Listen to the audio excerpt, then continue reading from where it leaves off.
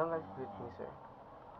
I'm here to represent this part of our POS. In this POS frame, as you can see, this is everything you see on screen. All the buttons, the tables, the products, or the card, and the layouts are built here. It's the biggest file because it handles the entire GUI.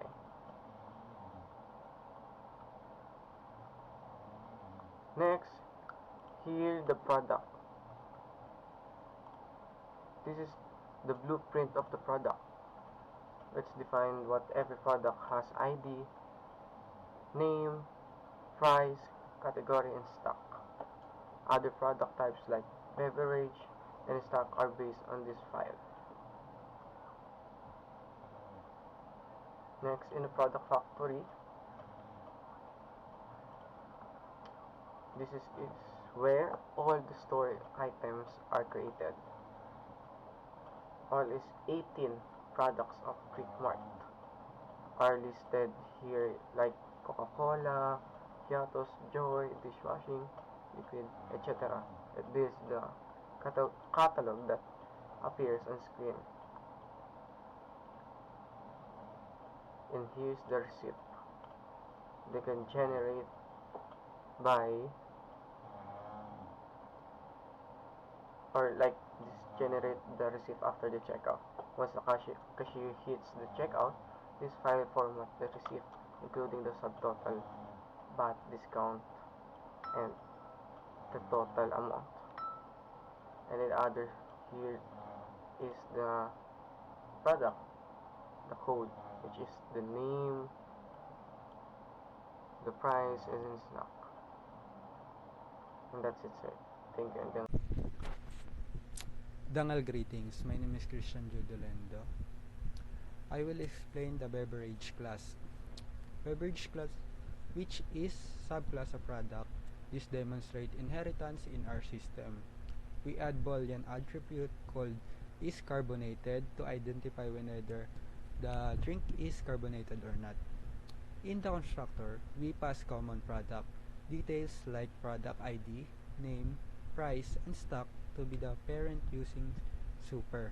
And we also set carbonation property.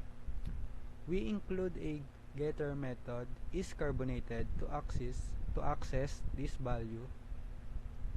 Then we override the getDescription method to customize the product description by adding their carbonated drinks or non-carbonated depending on the value.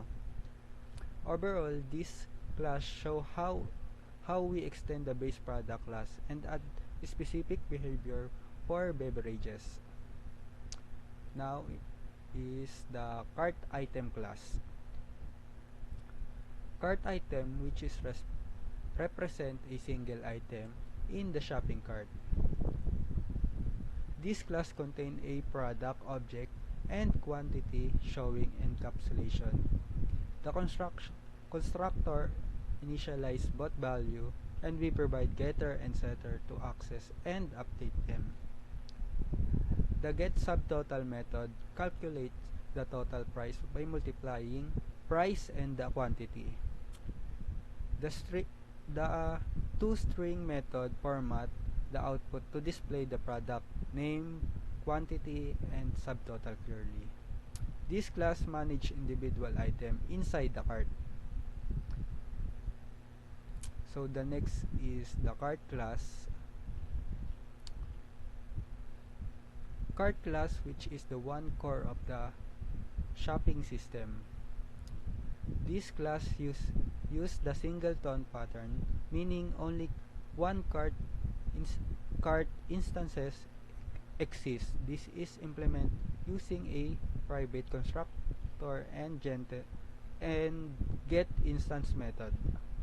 It also uses the observer pattern, allowing component to receive update when the cart changes. The cart manage item with the method like add item, remove item, update item, and other. Whenever change occur, specify observation is called to update a part of the system.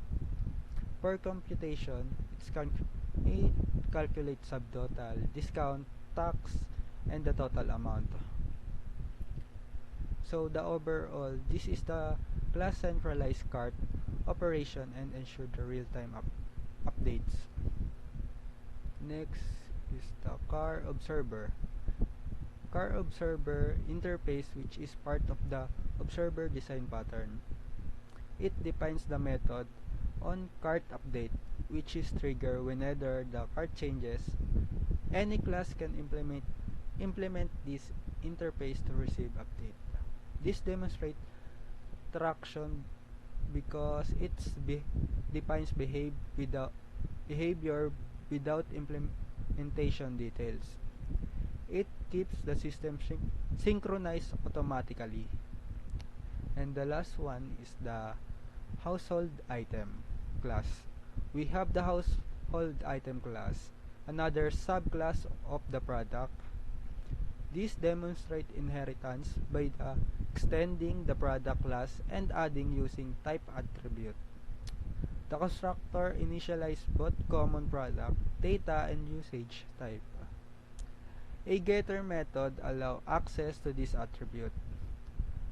We override get description to include usage type in the product description. This class allows more specific representation household item. And that's all. Thank you.